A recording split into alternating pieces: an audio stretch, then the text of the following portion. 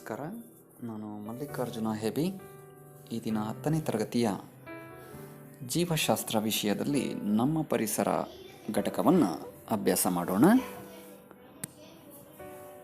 ಈ ಒಂದು ಘಟಕದಲ್ಲಿ ಬರ್ತಕ್ಕಂಥ ಪ್ರಮುಖ ಕಲಿಕಾಂಶಗಳು ಪರಿಸರ, ಅದರ ಅರ್ಥ ತಿಳಿಯುವುದು, ಪರಿಸರ ವ್ಯವಸ್ಥೆಯ ನಿರೂಪಣೆಯೊಂದಿಗೆ ಅದರ ಘಟಕಗಳು, ಜೈವಿಕ ಮತ್ತು ಅಜೈವಿಕ ಘಟಕಗಳ ಸಂಕ್ಷಿಪ್ತ ನೋಟ, ಆಹಾರ ಸರಪಳಿಗಳು ಮತ್ತು ಆಹಾರ ಜಾಲದ ಅರ್ಥ ತಿಳಿಯುವುದು, ಪೋಷಣಾ ಸ್ತರಗಳು, ಆಹಾರ ಸರಪಳಿಗಳಲ್ಲಿ ಕಂಡುಬರ್ತಕ್ಕಂಥ ಹಂತಗಳನ್ನು ಪರಿಚಯ ಮಾಡಿಕೊಳ್ಳೋದು, ಪರಿಸರ ವ್ಯವಸ್ಥೆಯಲ್ಲಿ ಶಕ್ತಿ ಹರಿವು ಹೇಗಿರುತ್ತೆ ಎಂಬುದನ್ನು ತಿಳಿದುಕೊಳ್ಳೋದು, ಜೈವಿಕ ಸಂವರ್ಧನೆ, ಕೆಲವೊಂದು ವಿಷಯುಕ್ತ ರಾಸಾಯನಿಕ ವಸ್ತುಗಳು ಆಹಾರ ಸರಪಳಿಗಳಲ್ಲಿ ಅವುಗಳ ಸಾಂದ್ರತೆ ಹೇಗೆ ಹೆಚ್ಚಾಗ್ತಾ ಹೋಗುತ್ತೆ ಎಂಬುದನ್ನು ನೋಡೋದು, ಪರಿಸರದ ಮೇಲೆ ಮನುಷ್ಯನ ಚಟುವಟಿಕೆಗಳಿಂದುಂಟಾಗುವ ಪರಿಣಾಮಗಳನ್ನು ತಿಳ್ಕೊಳ್ಳೋದು, ಆ ಪರಿಣಾಮಗಳಿಂದ ಆಗ್ತಕ್ಕಂಥ ಓಝೋನ್ ಶಿಥಿಲಗೊಳ್ತಕ್ಕಂಥದ್ದು ಮತ್ತು ತ್ಯಾಜ್ಯ ಪದಾರ್ಥಗಳ ವಿಲೇವಾರಿ ಸಮಸ್ಯೆಗಳ ಬಗ್ಗೆ ಈ ಒಂದು ಘಟಕದಲ್ಲಿ ನಾವು ಚರ್ಚೆಯನ್ನು ಮಾಡೋಣ. ಪರಿಸರ ಅಂದರೆ ಜೀವಿಗಳು ಮತ್ತು ಅವುಗಳ ಸುತ್ತಮುತ್ತಲಿನ ಭೌತಿಕ ಅಂಶಗಳು ಸೇರಿ ರೂಪಿಸಿರುವ ಒಂದು ರಚನೆ. ಜೀವಿಗಳು ಮತ್ತು ಅವುಗಳ ಪರಿಸರಗಳ ನಡುವಿನ ಪರಸ್ಪರ ಪ್ರತಿಕ್ರಿಯೆಗಳನ್ನು ಅಧ್ಯಯನ ಮಾಡುವ ಜೀವಶಾಸ್ತ್ರದ ಶಾಖೆಗೆ ಪರಿಸರ ವಿಜ್ಞಾನ, ಎನ್ವಿರಾನ್ಮೆಂಟಲ್ ಸೈನ್ಸ್ ಆರ್ ಎಕಾಲಜಿ ಅಂತ ನಾವು ಕರಿತೀವಿ. ಪ್ರತಿಯೊಂದು ಪರಿಸರ ವ್ಯವಸ್ಥೆಯ ಒಂದು ಅರ್ಥವನ್ನು ನಾವು ತಿಳ್ಕೊಳ್ಳೋಣ. ಈಗ ಒಂದು ಪ್ರದೇಶದಲ್ಲಿ ವಾಸಿಸುವ ಸೂಕ್ಷ್ಮ ಜೀವಿಗಳ, ಸಸ್ಯಗಳ ಹಾಗೂ ಪ್ರಾಣಿಗಳ ಸಮುದಾಯಗಳು ಪರಸ್ಪರ ಪ್ರತಿವರ್ತಿಸುವುದರ ಜೊತೆಗೆ ತಮ್ಮ ಸುತ್ತಲಿನ ಅಜೈವಿಕ ಅಂಶಗಳ ಜೊತೆಗೂ ಪ್ರತಿವರ್ತಿಸ್ತಾ ಇರ್ತವೆ. ಈ ಒಂದು ಪ್ರತಿವರ್ತನೆಯು ಜೀವಿಗೊಳದ ಒಂದು ಕಾರ್ಯಗತವಾಗಿ ಕೆಲಸ ಮಾಡ್ತಾ ಇರುತ್ತೆ. ಇದನ್ನೇ ನಾವು ಪರಿಸರ ವ್ಯವಸ್ಥೆ ಅಂತ ಕರಿತೀವಿ. ಈ ಪರಿಸರ ವ್ಯವಸ್ಥೆಯ ಬಗೆಗಳಲ್ಲಿ ನಾವು ನೈಸರ್ಗಿಕ ಪರಿಸರ ವ್ಯವಸ್ಥೆ, ಕೃತಕ ಪರಿಸರ ವ್ಯವಸ್ಥೆ ಅಂತ ವಿಂಗಡಣೆ ಮಾಡ್ಕೊಳ್ತೀವಿ. ನೈಸರ್ಗಿಕ ಪರಿಸರ ವ್ಯವಸ್ಥೆಯಲ್ಲಿ ಭೂ ಪರಿಸರ ವ್ಯವಸ್ಥೆ, ಜಲ ಪರಿಸರ ವ್ಯವಸ್ಥೆ ಅಂತ ಕಾಣ್ತೀವಿ. ಭೂ ಪರಿಸರ ವ್ಯವಸ್ಥೆಯಲ್ಲಿ ನಾವು ಪ್ರಮುಖವಾಗಿ ಉಷ್ಣವಲಯದ ನಿತ್ಯ ಹರಿದ್ವರ್ಣ ಕಾಡುಗಳು, ಉಷ್ಣವಲಯದ ಮತ್ತು ಸಮಶೀತೋಷ್ಣ ವಲಯದ ಪರ್ಣಪಾತಿ ಕಾಡುಗಳು, ಹುಲ್ಲುಗಾವಲುಗಳು, ಮರುಭೂಮಿ, ಟಂಡ್ರಾ ಬಯೋಮ್ ಅಂತ ವಿಂಗಡಣೆ ಮಾಡ್ಕೊಂಡಿದ್ದೀವಿ. ಅಲ್ಲಿ ಬೀಳ್ತಕ್ಕಂಥ ವಾರ್ಷಿಕ ಮಳೆಯ ಪ್ರಮಾಣಕ್ಕೆ ಅನುಗುಣವಾಗಿ, ಅಲ್ಲಿರ್ತಕ್ಕಂಥ ಸಸ್ಯವರ್ಗ ಪ್ರಾಣಿ ವರ್ಗಗಳಿಗೆ ಅನುಗುಣವಾಗಿ, ಅಲ್ಲಿರ್ತಕ್ಕಂಥ ಹವಾಗುಣಕ್ಕೆ ಹೋಲಿಕೆಯಾಗಿ. ಇನ್ನು ಜಲ ಪರಿಸರ ವ್ಯವಸ್ಥೆಯಲ್ಲಿ ನಾವು ಸಿಹಿ ನೀರಿನ ಪರಿಸರ ವ್ಯವಸ್ಥೆ ಮತ್ತು ಉಪ್ಪು ನೀರಿನ ಪರಿಸರ ವ್ಯವಸ್ಥೆ ಅಂತ ವಿಂಗಡಣೆ ಮಾಡ್ಕೊಳ್ತೀವಿ. ಸಿಹಿ ನೀರಿನ ಪರಿಸರ ವ್ಯವಸ್ಥೆಯಲ್ಲಿ ನಿಂತ ನೀರಿನ ಪರಿಸರ ವ್ಯವಸ್ಥೆ ಮತ್ತು ಹರಿಯುವ ನೀರಿನ ಪರಿಸರ ವ್ಯವಸ್ಥೆ ಅಂತೇಳಿ ಮತ್ತೆ ವಿಂಗಡಣೆ ಮಾಡ್ಕೊಳ್ತೀವಿ. ಕೊಳ, ಹೊಂಡ, ಜರಿ, ನದಿ, ಚಿಲುಮೆ ಉದಾಹರಣೆಗಳಾಗಿರ್ತವೆ. ಇನ್ನು ಉಪ್ಪು ನೀರಿನ ಪರಿಸರ ವ್ಯವಸ್ಥೆಯಲ್ಲಿ ಸಮುದ್ರ, ಸಾಗರ, ಅಳಿವೆಗಳು ಕಂಡುಬರ್ತವೆ. ಇದಲ್ಲದೆ ಮಾನವ ನಿರ್ಮಿತ ಪರಿಸರ ವ್ಯವಸ್ಥೆ ಅಂದರೆ ಕೃತಕ ಪರಿಸರ ವ್ಯವಸ್ಥೆಯಲ್ಲಿ ನಾವು ಮನುಷ್ಯ ನಿರ್ಮಿತ ಉದ್ಯಾನಗಳು, ಪೈರು ಗದ್ದೆಗಳು, ಹೂತೋಟ, ಹೊಲ, ಮತ್ಸ್ಯಾಗಾರ, ಅದಲ್ಲದೆ ಗಗನಯಾತ್ರೆಯನ್ನು ಹೊಂದಿರುವ ಆಕಾಶ ನೌಕೆಗಳನ್ನು ನೋಡ್ತೀವಿ. ಪಶ್ಚಿಮ ಘಟ್ಟಗಳು ಅಂದ ತಕ್ಷಣ ನಮ್ಮ ಮನದಲ್ಲಿ ನೆನೆಯುವುದು ಹಚ್ಚ ಹಸಿರಿನ ನಾಡು. ಈ ನಿತ್ಯ ಹರಿದ್ವರ್ಣ ಕಾಡುಗಳು ಜೀವ ವೈವಿಧ್ಯದ ನಾಡು. ಈ ಹಚ್ಚ ಹಸಿರಿನ ಬೀಡು ಹಲವು ಪ್ರಾಣಿಗಳ ಗೂಡು. ಇದಲ್ಲದೆ ಮನುಷ್ಯನ ಜೀವ ನಾಡಿಯೂ ಹೌದು. ಯಾಕೆಂದರೆ ಇದು ಆಮ್ಲಜನಕದ ಉತ್ಪಾದನೆ ಮಾಡುವುದಲ್ಲದೆ ಇಂಗಾಲದ ಡೈಆಕ್ಸೈಡ್ ಅರಗಿಸಿಕೊಳ್ಳುವ ಜೀವಂತ ಸೌಂದರ್ಯ ದೇವತೆ ಅಂತ ಹೇಳಿದರೂ ಅಡ್ಡಿಯಿಲ್ಲ. ಗೆಳೆಯರೇ, ಈ ಪಶ್ಚಿಮ ಘಟ್ಟ ಒಟ್ಟು 6 ರಾಜ್ಯಗಳಲ್ಲಿ ಹರಡಿದೆ. ಇದು ಗುಜರಾತ್ನಿಂದ ಹಿಡಿದು ತಮಿಳುನಾಡಿನವರೆಗೂ ಹರಡಿದೆ. ಇದು ಗುಜರಾತ್, ಮಹಾರಾಷ್ಟ್ರ, ಗೋವಾ, ಕರ್ನಾಟಕ, ಕೇರಳ, ತಮಿಳುನಾಡು ಹೀಗೆ 6 ರಾಜ್ಯಗಳಲ್ಲಿ ಹರಡಿದೆ. ಇದು ಹರಡಿರುವ ಒಟ್ಟು ಪ್ರದೇಶದಲ್ಲಿ ಯಾವ ರಾಜ್ಯಕ್ಕೆ ಒಂದು ಹೆಚ್ಚಾಗಿ ಹರಡಿದ ಪ್ರದೇಶ ಇದೆ ಅಂತಂದರೆ ಇದು ಕರ್ನಾಟಕದಲ್ಲಿದೆ. ಇದು ಎಷ್ಟು ಅಂದರೆ 20,668 ಚದುರ ಕಿಲೋಮೀಟರ್ನಷ್ಟು ಕರ್ನಾಟಕದಲ್ಲಿ ಹರಡಿದೆ. ಇನ್ನು ಕಡಿಮೆ ಹರಡಿದ್ದು ಯಾವ ರಾಜ್ಯದಲ್ಲಿ ಅಂದರೆ ಗುಜರಾತ್ದಲ್ಲಿ, ಅದು 448 ಚದುರ ಕಿಲೋಮೀಟರ್ನಷ್ಟು. ಇನ್ನು ಇದು ಯಾವುದು ವೆಸ್ಟರ್ನ್ ಘಾಟ್ ತನ್ನದೇ ಆದಂಥ ಕೆಲವು ವಿಶಿಷ್ಟ ಗುಣಗಳನ್ನು ಹೊಂದಿದೆ. ಯಾವ ರೀತಿ ಅಂತಂದರೆ ಗುಜರಾತಿನಿಂದ ತಮಿಳುನಾಡಿಗೆ ಬರಬೇಕಾದ್ರೆ ಈ ಒಂದು ವೆಸ್ಟರ್ನ್ ಘಾಟ್ ಅಂದರೆ ಪಶ್ಚಿಮ ಘಟ್ಟಗಳ ಎತ್ತರ ಹೆಚ್ಚಾಗುತ್ತಾ ಹೋಗುತ್ತದೆ. ಆದ್ದರಿಂದ ನಾವು ಅತಿ ಎತ್ತರವಾದ ಬೆಟ್ಟವನ್ನು ಪಶ್ಚಿಮ ಘಟ್ಟದ ದಕ್ಷಿಣ ಭಾಗದಲ್ಲಿ ಕಾಣ್ತೇವೆ. ಅದು ಯಾವುದು ಅಂತಂದರೆ ಅಣ್ಣಮುಡಿ. ಅದು ಎಲ್ಲಿದೆ ಅಂತಂತಂದರೆ ಇದು ಕೇರಳದಲ್ಲಿದೆ. ಕೇರಳದಲ್ಲಿದೆ. ಇದು ಒಟ್ಟು 8,842 ಫೀಟ್ನಷ್ಟು ಎತ್ತರವಾಗಿದೆ. ಮತ್ತು ಇನ್ನು ಕೆಲವು ಮುಖ್ಯವಾದ ಗುಣಲಕ್ಷಣಗಳನ್ನು ಮುಂದೆ ನೋಡೋಣ. Act as A perfect water divider ಅಂದರೆ ಒಂದು ಪರಿಪೂರ್ಣ ನೀರಿನ ಹರಿವಿನ ವಿಭಜಕವಾಗಿ ಕೆಲಸ ಮಾಡುತ್ತೆ ವೆಸ್ಟರ್ನ್ ಘಾಟು ಅಂತ ಹೇಳಲಾಗುತ್ತೆ. ಹೇಗೆ ಅಂತ ನೋಡೋಣ ಗೆಳೆಯರೇ. ಇಲ್ಲಿ ನೋಡಿ, ಇದು ಏನಿದೆಯಲ್ಲ, ಈ ಲೈನ್ ಒಂದು ಲೈನ್ ಇದೆಯಲ್ಲ, ಇದು ಲೈನ್ ಏನಿದೆ ಅಂತಂದರೆ ಇಂಡಿಯಾಸ್ ವಾಟರ್ ಡಿವೈಡರ್ ಅಂತ ಹೇಳಿ ಇದನ್ನು ಕರಿತೀವಿ. ನಾವು ಏನಂತ ಕರಿತೀವಿ? ಇಂಡಿಯಾಸ್ ವಾಟರ್ ಡಿವೈಡರ್ ಅಂತ ಕರಿತೀವಿ. ಭಾರತದ ನೀರಿನ ಹರಿವಿನ ವಿಭಜಕ ಅಂಥೇಳಿ ಇದನ್ನು ನಾವು ಕರಿತೀವಿ. ಅದು ಯಾವ ಒಂದು ಘಟ್ಟ ಪ್ರದೇಶವನ್ನು ಹೊಂದಿದೆ ಅಂತ ನೋಡೋಣ. ಅದರಲ್ಲಿ ಯಾವ್ಯಾವ ಇದೆ ಅಂತೇಳಿ ನೋಡಿ. ಇದು ಅರೇವಲ್ಲಿ, ವಿಂಧ್ಯಾಸ್, ಸತ್ಪುರಾಸ್ ಮತ್ತು ವೆಸ್ಟರ್ನ್ ಘಾಟ್ ಇದೆ. ಇಲ್ಲಿ ದೆಹಲಿ ಬರುತ್ತೆ. ಈ ಒಂದು ಅರೇವಲ್ಲಿ ಇದು ಎಕ್ಸ್ಟೆನ್ಷನ್ ಏನಿದೆಯಲ್ಲ ಹೆಚ್ಚಿಗೆ ಬೆಳೆದಿರೋದು, ಇದು ದೆಹಲಿ ರಿಡ್ಜ್ ಅಂತ ಕರಿತೀವಿ. ಇಲ್ಲಿ ಮೇಲ್ಗಡೆ ಹೋದಂಗೆ ನಿಮ್ಗೆ ಗೊತ್ತೇ ಇದೆ, ಇಲ್ಲಿ ಶಿವಾಲಿಕ್ಕು, ಹಿಮಾಲಯಸ್ ಎಲ್ಲ ಬರುತ್ತೆ. ಇಲ್ಲಿ ಅಂದರೆ ಅರೇವಲ್ಲಿಸ್, ವಿಂಧ್ಯಾಸ್, ಸತ್ಪುರಾಸ್ ಮತ್ತು ವೆಸ್ಟರ್ನ್ ಘಾಟ್ ಇದು ಏನಾಗುತ್ತೆ, ಒಂದು ವಾಟರ್ ಡಿವೈಡರ್ ಆಗಿ ಕಾಣ್ಕೊಳ್ಳುತ್ತೆ.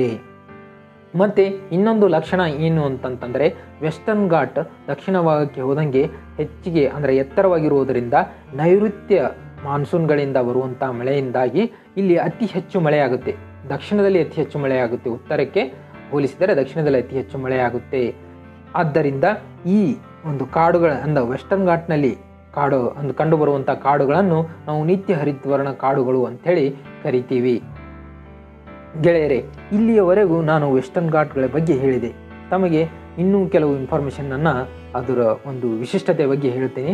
ಇದನ್ನು 2012ರಲ್ಲಿ ಯುನೆಸ್ಕೋ ಹೆರಿಟೇಜ್ ಸೈಟ್ಗೆ ಸೇರಿಸಲಾಯಿತು. ವಿಶ್ವ ಪಾರಂಪರಿಕ ತಾಣಗಳಲ್ಲಿ ಇದನ್ನು ಪಟ್ಟಿ ಮಾಡಲಾಯಿತು. ಇದಲ್ಲದೆ ಬಯೋಲಾಜಿಕಲ್ ಹಾಟ್ಸ್ಪಾಟ್ ಅಂತ ಹೇಳಿನೂ ಇದನ್ನು ಜಗತ್ತಿನಲ್ಲಿ ಗುರುತಿಸಲಾಗುತ್ತೆ. ಜಗತ್ತಿನಲ್ಲಿ 8 ಬಯೋಲಾಜಿಕಲ್ ಹಾಟ್ಸ್ಪಾಟ್ ಇವೆ. ಅದರಲ್ಲಿ 2 ಇಂಡಿಯಾದಲ್ಲಿವೆ. ಒಂದು ಪಶ್ಚಿಮ ಘಟ್ಟ, ಇನ್ನೊಂದು ಏನಂತಂದರೆ Indo Burma biological hotspot. Okay, ನಾವು ಅದನ್ನು ಇನ್ನೊಂದು ಥರ ಹೇಗೆ ಕರಿಬಹುದು ಅಂತಂದರೆ ಪೂರ್ವ ಹಿಮಾಲಯ ಪರ್ವತಗಳು ಅಂತೇಳಿ ಕರಿಬಹುದು. ಬಯೋಲಾಜಿಕಲ್ ಹಾಟ್ಸ್ಪಾಟ್ ಆಗಿ ಗುರುತಿಸಿದ್ದಾರೆ ಅಂತಂದರೆ ಇಲ್ಲಿರುವ ಸೂಕ್ಷ್ಮ ಪರಿಸರ ಮತ್ತು ಜೀವ ವೈವಿಧ್ಯತೆಯನ್ನು ನಾವು ಗುರುತಿಸಲೇಬೇಕಾಗುತ್ತದೆ ಗೆಳೆಯರೇ. ಇನ್ನು ಮಾನವ ನಿರ್ಮಿತ ಚಟುವಟಿಕೆಗಳಿಂದಾಗಿ ಪರಿಸರದ ಮೇಲಾಗುವ ಪ್ರಭಾವ ಅಧ್ಯಯನ ಮಾಡಲು 2009ರಲ್ಲಿ ಪರಿಸರ ಮತ್ತು ಅರಣ್ಯ ಸಚಿವಾಲಯ ವೆಸ್ಟರ್ನ್ ಘಾಟ್ ಎಕೋಲಾಜಿಕಲ್ ಎಕ್ಸ್ಪರ್ಟ್ ಪ್ಯಾನಲನ್ನು ಮಾಡಿ ಅದರ ಅಧ್ಯಕ್ಷರಾಗಿ ಮಾಧವ್ ಗಾಡ್ಗಿಲ್ ಅವರನ್ನು ನೇಮಕ ಮಾಡಿದರು. ಇವರು 2011ರಲ್ಲಿ ರಿಪೋರ್ಟನ್ನು ಸಬ್ಮಿಟ್ ಮಾಡ್ತಾರೆ. 2011ರಲ್ಲಿ ಈ ರಿಪೋರ್ಟನ್ನು ಸಲ್ಲಿಸ್ತಾರೆ. ಮಾಧವ್ ಗಾಡ್ಗಿಲ್ ಅವರ ವರದಿಯ ಪ್ರಕಾರ ಪಶ್ಚಿಮ ಘಟ್ಟಗಳ ಒಟ್ಟು ಭೌಗೋಳಿಕ ಪ್ರದೇಶದ 64% ತೀವ್ರ ಹಾನಿಗೊಳಗಾಗುತ್ತಿದೆ. ಇದು ಯಾವುದರಿಂದ ಅಂತಂದರೆ ಮಾನವ ನಿರ್ಮಿತ ಚಟುವಟಿಕೆಗಳಿಂದಾಗಿ. ಇದನ್ನು ಪರಿಸರ ರಕ್ಷಣೆ ಕಾಯ್ದೆ 1986ರ ಅಡಿಯಲ್ಲಿ ಇದನ್ನು ಏನಂತ ಅಂದರೆ ಸೂಕ್ಷ್ಮ ಪರಿಸರ ಪ್ರದೇಶ ಅಂತ ಘೋಷಣೆ ಮಾಡಬೇಕು ಅಂತ ಇವರು ವರದಿಯಲ್ಲಿ ಸಲ್ಲಿಸ್ತಾರೆ. ಮತ್ತು ಇದಲ್ಲದೆ ಪರಿಸರಕ್ಕೆ ಹಾನಿ ಉಂಟು ಮಾಡುವಂಥ ಎಲ್ಲ ಆರ್ಥಿಕ ಚಟುವಟಿಕೆಗಳನ್ನು ಈಗಿಂದೀಗಲೇ ಅಂದರೆ ತಕ್ಷಣ ಅವುಗಳನ್ನು ಸ್ಟಾಪ್ ಮಾಡಬೇಕು, ನಿರ್ಬಂಧಿಸಬೇಕು ಅಂಥೇಳಿ ಅವರ ಒಂದು ವರದಿಯಲ್ಲಿ ಹೇಳ್ಕೊತಾರೆ. ಮತ್ತು ಯಾವುದೇ ಚಟುವಟಿಕೆ ಪ್ರಾರಂಭಿಸಲು ಪರಿಸರ ಮತ್ತು ಅರಣ್ಯ ಸಚಿವಾಲಯದ ಒಪ್ಪಿಗೆ ಕಡ್ಡಾಯ. ಮತ್ತು ಇಲ್ಲಿ ಇನ್ನೊಂದು ನಿರ್ಬಂಧ ಏನು ಹೇಳ್ತಾರೆ ಅಂತಂದರೆ ಪರಿಸರ ಮತ್ತು ಅರಣ್ಯ ಸಚಿವಾಲಯ ಒಪ್ಪಿಗೆ ಕೊಡಬೇಕಾದ್ರೆ ಅದು ಮೊದಲು ಆ ಚಟುವಟಿಕೆಗಳಿಂದ ಪರಿಸರದ ಮೇಲೆ ಆಗುವಂಥ ಪ್ರಭಾವವನ್ನು ಮೌಲ್ಯಮಾಪನ ಮಾಡಿ ಅದನ್ನು ಒಪ್ಪಿಗೆ ಕೊಡಬೇಕು ಅಂಥೇಳಿ ಇವರು ಹೇಳ್ತಾರೆ. ಜಗತ್ತಿನ ಎಲ್ಲ ವಿಜ್ಞಾನಿಗಳು ಮತ್ತು ನಮ್ಮ ಭಾರತದ ಪರಿಸರ ಪ್ರೇಮಿಗಳು ಮತ್ತು ವಿಜ್ಞಾನಿಗಳು ಮಾಧವ್ ಗಾಡ್ಗಿಲ್ ಅವರ ಒಂದು ವರದಿಯನ್ನು ಸಪೋರ್ಟ್ ಮಾಡಿದ್ರು ಮತ್ತು ಇದನ್ನು ತಕ್ಷಣವೇ ಜಾರಿಗೆ ತರಬೇಕು ಅಂಥೇಳಿ ಹೇಳಿದರು. ಆದರೆ ಪಶ್ಚಿಮ ಘಟ್ಟಗಳ ಒಂದು ರಾಜ್ಯಗಳು ಇದನ್ನು ಸಾರಾಸಗಟಾಗಿ ತಿರಸ್ಕರಿಸಿದವು. ಇದಾದ ಮೇಲೆ ಈ ವರದಿಯ ಮೇಲೆ ಅಂದರೆ ಗಾಡ್ಗಿಲ್ ಅವರ ವರದಿಯ ಮೇಲೆ ಇನ್ನೊಂದು ಕಮಿಟಿಯನ್ನು ಮಾಡ್ತಾರೆ. ಅದು ಯಾವುದು ಅಂತಂತಂದರೆ ಯಾರ ಒಂದು ಅಧ್ಯಕ್ಷತೆಯಲ್ಲಿ ಅಂದರೆ ಕಸ್ತೂರಿ ರಂಗನ್ ಅವರ ಅಧ್ಯಕ್ಷತೆಯಲ್ಲಿ ಅದು ಹೈ ಲೆವೆಲ್ ವರ್ಕಿಂಗ್ ಗ್ರೂಪ್ ಅಂತ ಹೇಳಿ. ಇದು ಕಸ್ತೂರಿ ರಂಗನ್ ಅವರು ಅಭಿವೃದ್ಧಿ ಮತ್ತು ಪರಿಸರದ ರಕ್ಷಣೆಯನ್ನು ಗಮನದಲ್ಲಿಟ್ಟುಕೊಂಡು ವರದಿಯನ್ನು ಸಲ್ಲಿಸ್ತಾರೆ. ಯಾರಿಗೆ? ಸರ್ಕಾರಕ್ಕೆ. ಈ ಒಂದು ಕಸ್ತೂರಿ ರಂಗನ್ ಅವರ ವರದಿಯ ಪ್ರಕಾರ ಪಶ್ಚಿಮ ಘಟ್ಟದ ಭೌಗೋಳಿಕ ಪ್ರದೇಶದ ಒಟ್ಟು ಭೌಗೋಳಿಕ ಪ್ರದೇಶದ 37% ತೀವ್ರ ಹಾನಿಗೊಳಗಾಗಿದೆ. ಆದ್ದರಿಂದ ಇದನ್ನು ಪರಿಸರ ರಕ್ಷಣೆ ಕಾಯ್ದೆ 1986 ಅಡಿ ಸೂಕ್ಷ್ಮ ಪರಿಸರ ಪ್ರದೇಶ ಅಂತ ಘೋಷಣೆ ಮಾಡಬೇಕು ಅಂತ ಹೇಳ್ತಾರೆ. ಇದನ್ನು ಕೂಡ ಎಲ್ಲ ಅಂದರೆ ಪಶ್ಚಿಮ ಘಟ್ಟಗಳಿರುವಂಥ ರಾಜ್ಯಗಳು, ಕೆಲವು ರಾಜ್ಯಗಳು ಇದನ್ನು ತಿರಸ್ಕರಿಸುತ್ತೆ ಈ ಒಂದು ವರದಿಯನ್ನು. ಆಗ ಕಸ್ತೂರಿ ರಂಗನ್ ಅವರು ಈ ವರದಿ ಸಲ್ಲಿಸುವಾಗ ಏನು ಹೇಳ್ತಾರೆ ಅಂತಂದರೆ, ಒಂದು ವೇಳೆ ಈ ವರದಿಯನ್ನು ಜಾರಿಗೆ ತರದೆ ಹೋದರೆ ಮುಂದಿನ ದಿನಗಳಲ್ಲಿ ಭಾರತ ಇದಕ್ಕೆ ಒಂದು ಅಗಾಧವಾದ ಬೆಲೆ ತರಬೇಕಾಗುತ್ತೆ ಅಂತ ಹೇಳಿದರು. ಅವರ ಮಾತಿನಂತೆ ಇಂದು ನಮಗೆ ಏನಾಗಿದೆ ಅಂಥೇಳಿ ಎಲ್ಲರಿಗೂ ಗೊತ್ತೇ ಇದೆ. ಆದ್ದರಿಂದ ಅತಿಯಾದ ಮಳೆಯಿಂದಾಗಿ ಭೂಕುಸಿತ ಮತ್ತು ಎಲ್ಲವೂ ಅಂದರೆ ಪರಿಸರ ನಾಶವಾದದ್ದು ನಮ್ಮ ಕಣ್ಣೆದುರಿಗಿದೆ ಗೆಳೆಯರೆ. ಇವೆಲ್ಲವೂ ಯಾವುದರ ಒಂದು ದೃಷ್ಟಿಕೋನ ಅಂತಂದರೆ ಶೋಷಣೆಯ ಒಂದು ಮುಖವಾಡ ಗೆಳೆಯರೆ. ನಾವು ಸ್ವಾತಂತ್ರ್ಯ ಪಡೆಯುವ ಮುಂಚೆಯೂ ಶೋಷಣೆಯಲ್ಲಿದ್ದೆವು, ಈಗಲೂ ಸಹ ಇದ್ದೇವೆ. ಈ ಇಮೇಜ್ ಏನು ಹೇಳುತ್ತೆ ನೋಡಿ, ಇದು ಬ್ರಿಟಿಷರು, ಏನು ಸಿಂಹ ಇದೆಯಲ್ಲ ಬ್ರಿಟಿಷರು, ಇದು ಭಾರತೀಯರು, ಇದು ಯಾವುದು ಭಾರತೀಯರು ಅಂದ್ಕೊಳ್ಳಿ. ಇಲ್ಲಿ ಸಿಂಹ ಮತ್ತು ಈ ಭಾರತೀಯರಲ್ಲಿ ಹುಲಿ ಏನಿದೆಯಲ್ಲ ಇದು ಮೇಲುಜಾತಿ ಮತ್ತು ಆರ್ಥಿಕತೆಯಿಂದ ಸಬಲರಿದ್ದವರು ಇವರು. ಇನ್ನು ಇದು ಬಡವರು. ಇವರು ಯಾವಾಗಲೂ ನಮ್ಮನ್ನು ಬ್ರಿಟಿಷರು ನಮಗೆ ಅಂದರೆ ಎಲ್ಲರನ್ನೂ ಅವರು ಶೋಷಣೆಗೆ ಒಳಗಾಗಿ ಮಾಡಿದ್ದಾರೆ. ಆದರೆ ಕೆಲವು ಆರ್ಥಿಕತೆಯಿಂದ ಮತ್ತು ಮೇಲ್ಜಾತಿಯಿಂದ ಇರುವಂಥ ವ್ಯಕ್ತಿಗಳು ಉಳಿದ ಬಡವರನ್ನು ಶೋಷಣೆಗೆ ಒಳಪಡಿಸಿದರು. ಆದರೆ ಈ ಶೋಷಣೆಯ ಮುಖವಾಡ ಸಮಯಕ್ಕೆ ತಕ್ಕಂತೆ ಬದಲಾಗುತ್ತಾ ಹೋಗುತ್ತೆ. ಆದರೆ ಈಗಿರುವ ಶೋಷಣೆ ಯಾವ ರೀತಿ ಇದೆ ಅಂತ ನೋಡಿ ಗೆಳೆಯರೆ. ನಾವು ಭಾರತದವರು ವಿಜ್ಞಾನದಲ್ಲಿ ಅಗಾಧವಾದ ಒಂದು ಸಾಧನೆಯನ್ನು ಮಾಡಿದ್ದೇವೆ. ಏನಂದರೆ ನಮ್ಮ ಭಾರತದಿಂದ ನಾವು ಮಂಗಳ ಗ್ರಹಕ್ಕೆ ರಾಕೆಟನ್ನು ಹಾರಿಸಿದ್ದೇವೆ. ಅಂದರೆ ಚಂದ್ರನಿಗೂ ನಾವು ಚಂದ್ರಯಾನವನ್ನು ಮಾಡಿದ್ದಾಗಿದೆ. ಆದರೆ ನಮ್ಮ ದೇಶದಿಂದ ಬಡತನ, ಭ್ರಷ್ಟಾಚಾರ ಮತ್ತು ಮಹಿಳೆಯ ಮೇಲೆ ಆಗುತ್ತಿರುವ ದೌರ್ಜನ್ಯವನ್ನು ತೆಗೆಯೋಕ್ಕೆ ಆಗ್ತಾ ಇಲ್ಲ, ಅದರಿಂದ ಮುಕ್ತಿ ಪಡೆಯೋಕ್ಕೆ ಆಗ್ತಾ ಇಲ್ಲ. ಆದರೆ ಶ್ರೀಮಂತರು ಶ್ರೀಮಂತರಾಗಿ ಬಡವರು ಬಡವರಾಗಿ ಉಳಿಯುವ ಒಂದು ಸಮಾಜದ ಈ ಮುಖವಾಡ ಶೋಷಣೆ ಎಂಬುದು ಸಮಯಕ್ಕೆ ಹೇಗೆ ಇರುತ್ತದೆ ಅನ್ನುವ ಒಂದು ಕನ್ನಡಿಯಾಗಿ ನಮಗೆ ಕಾಣುತ್ತಿದೆ ಗೆಳೆಯರೇ. ಪರಿಸರ ವ್ಯವಸ್ಥೆಯ ಘಟಕಗಳ ಬಗ್ಗೆ ಈಗ ಕಲಿತ್ಕೊಳ್ಳೋಣ. ಅದರಲ್ಲಿ ಜೈವಿಕ ಘಟಕಗಳು, ಪರಿಸರ ವ್ಯವಸ್ಥೆಯೊಂದರಲ್ಲಿ ಕಂಡುಬರುವ ಎಲ್ಲ ಬಗೆಯ ಜೀವಿಗಳು ಪರಿಸರದಿಂದ ತಮ್ಮ ಜೀವಾಧಾರ ಶಕ್ತಿಯನ್ನು ಹೇಗೆ ಪಡೆದುಕೊಳ್ಳುತ್ತವೆ ಎನ್ನುವ ಆಧಾರದ ಮೇಲೆ ನಾವು ಈ ಜೈವಿಕ ಘಟಕಗಳನ್ನು ಉತ್ಪಾದಕರು, ಭಕ್ಷಕರು, ವಿಘಟಕರು ಅಂತ ವಿಂಗಡಣೆ ಮಾಡ್ಕೊಂಡಿದ್ದೀವಿ. ಉತ್ಪಾದಕರು ಅಂದರೆ ಏನು? ಪರಿಸರದಲ್ಲಿನ ಅಜೈವಿಕ ಅಂಶಗಳನ್ನು ಬಳಸಿಕೊಂಡು ತಮ್ಮ ಆಹಾರವನ್ನು ತಾವೇ ತಯಾರಿಸಿಕೊಳ್ತಕ್ಕಂಥ ಜೀವಿಗಳಿವು. ಈ ಜೀವಿಗಳು ಉತ್ಪಾದಿಸಿದ ಆಹಾರವು ಕೇವಲ ಅವುಗಳಿಗೆ ಅಷ್ಟೇ ಅಲ್ಲದೆ ಇಡೀ ಪರಿಸರ ವ್ಯವಸ್ಥೆಯ ಇತರ ಎಲ್ಲ ಜೀವಿಗಳಿಗೂ ಒದಗುತ್ತೆ. ಜಲ ಪರಿಸರ ವ್ಯವಸ್ಥೆಗಳಲ್ಲಿ ಶೈವಲಗಳು ಹಾಗೂ ಭೂ ಪರಿಸರ ವ್ಯವಸ್ಥೆಗಳಲ್ಲಿ ಹಸಿರು ಶೈವಲಗಳು ಉತ್ಪಾದಕ ಜೀವಿಗಳಾಗಿರ್ತವೆ. ಇವು ಸೂರ್ಯನ ಬೆಳಕನ್ನು ಬಳಸಿಕೊಂಡು ದ್ಯುತಿ ಸಂಶ್ಲೇಷಣಾ ಕ್ರಿಯೆಯ ಮೂಲಕ ಕಾರ್ಬನಿಕ ಆಹಾರ ಶಕ್ತಿಯನ್ನಾಗಿ ಪರಿವರ್ತನೆ ಮಾಡ್ತವೆ. ಇನ್ನು ಎರಡನೇ ಜೈವಿಕ ಘಟಕ ನೋಡೋದಾದರೆ ಭಕ್ಷಕರು. ನೇರವಾಗಿ ಇಲ್ಲವೇ ಪರೋಕ್ಷವಾಗಿ ನಾವು ಈ ಉತ್ಪಾದಕರ ಮೇಲೆ ಅವಲಂಬಿತ ಆಗಿರ್ತಕ್ಕಂಥ ಜೀವಿಗಳನ್ನು ನೋಡ್ತೀವಿ. ಯಾವುದೇ ಪರಿಸರ ವ್ಯವಸ್ಥೆಯಲ್ಲಿ ಪ್ರಾಣಿಗಳು ಈ ವರ್ಗಕ್ಕೆ ಸೇರ್ತವೆ. ಭಕ್ಷಕರನ್ನು ನಾವು ಸಸ್ಯಾಹಾರಿಗಳು, ಮಾಂಸಾಹಾರಿಗಳು, ಸರ್ವಾಹಾರಿಗಳು ಮತ್ತು ಪರಾವಲಂಬಿಗಳು ಅಂತ ವರ್ಗೀಕರಣ ಮಾಡ್ಕೊಂಡಿದ್ದೀವಿ. ಇನ್ನು ಮೂರನೇ ಜೈವಿಕ ಘಟಕ ನೋಡೋದಾದರೆ ನಾವು ಪರಿಸರ ವ್ಯವಸ್ಥೆಯಲ್ಲಿ ವಿಘಟಕರು ಅಂತ ಗುರುತಿಸಲ್ಪಡ್ತೀವಿ. ಈ ಜೀವಿಗಳು ಇತರ ಜೀವಿಗಳು ಸತ್ತಾಗ ಅವುಗಳ ದೇಹದಲ್ಲಿರುವ ಕಾರ್ಬನಿಕ ವಸ್ತುಗಳನ್ನು ವಿಭಜಿಸುವ ಮೂಲಕ ತಮ್ಮ ಆಹಾರವನ್ನು ಪಡ್ಕೊಳ್ತವೆ. ಅವುಗಳಿಗೆ ಉದಾಹರಣೆ ಬ್ಯಾಕ್ಟೀರಿಯಾ, ಶಿಲೀಂಧ್ರಗಳನ್ನು ನಾವು ಕಾಣ್ಬೋದು. ಇನ್ನು ಪರಿಸರ ವ್ಯವಸ್ಥೆಯಲ್ಲಿ ಅಜೈವಿಕ ಘಟಕಗಳು ಯಾವುವು ಅಂತ ನೋಡೋದಾದರೆ ಭೌತಿಕಾಂಶಗಳಾದ ಉಷ್ಣತೆ, ಮಳೆ, ಗಾಳಿ, ಮಣ್ಣು ಹಾಗೂ ಖನಿಜಗಳು. ಮಕ್ಕಳ ಈ ಒಂದು ರೇಖಾಚಿತ್ರಣದಲ್ಲಿ ನೀವು ಜೈವಿಕ ಮತ್ತು ಅಜೈವಿಕ ಘಟಕಗಳು ಹೇಗೆ ತಮ್ಮಲ್ಲೇ ಹೊಂದಾಣಿಕೆ ಮಾಡಿಕೊಳ್ಳೋದ್ರ ಜೊತೆಗೆ ತಮ್ಮ ಸುತ್ತಲಿನ ಪರಿಸರದೊಂದಿಗೆ ಹೇಗೆ ಹೊಂದಾಣಿಕೆಯನ್ನು ಮಾಡಿಕೊಂಡು ಅದರಲ್ಲಿ ಶಕ್ತಿಯ ಮತ್ತು ಪೋಷಕಾಂಶಗಳ ಚಲನೆ ಆಗೋದನ್ನು ನಾವು ಗಮನಿಸ್ತೀವಿ. ನೀವಿಲ್ಲಿ ಗಮನಿಸ್ತಾ ಇದ್ದೀರಾ, ಒಂದು ಕೆರೆ ಪರಿಸರ ವ್ಯವಸ್ಥೆಯಲ್ಲಿ ಕಂಡುಬರ್ತಕ್ಕಂಥ ಜೈವಿಕ ಮತ್ತು ಅಜೈವಿಕ ಘಟಕಗಳು ತಮ್ಮಲ್ಲೇ ಹೊಂದಾಣಿಕೆಯನ್ನು ಮಾಡಿಕೊಂಡು ಹೇಗೆ ಇತರ ಘಟಕಗಳೊಂದಿಗೆ ಸಂಬಂಧವನ್ನು ಏರ್ಪಡಿಸಿಕೊಂಡು ಒಂದು ಪರಿಸರ ವ್ಯವಸ್ಥೆಯನ್ನು ರಚನೆ ಮಾಡಿಕೊಂಡಿದ್ದೇವೆ ಎಂಬುದನ್ನು ನಾವಿಲ್ಲಿ ನೋಡ್ಬೋದು. ಈ ಒಂದು ಕೆರೆ ಪರಿಸರ ವ್ಯವಸ್ಥೆ ಇದು ಸಿಹಿ ನೀರಿನ ಪರಿಸರ ವ್ಯವಸ್ಥೆಗೆ, ನಿಂತ ನೀರಿನ ಪರಿಸರ ವ್ಯವಸ್ಥೆಗೆ ಉದಾಹರಣೆಯಾಗಿದೆ. ಇಲ್ಲಿ ಕಂಡುಬರ್ತಕ್ಕಂಥ ಅಜೈವಿಕಾಂಶಗಳು ಸೂರ್ಯನ ಬೆಳಕು, ಶಾಖ, ಉಷ್ಣತೆ, ನೀರು, ಗಾಳಿ, ಕಲ್ಲು, ಮಣ್ಣುಗಳಾದರೆ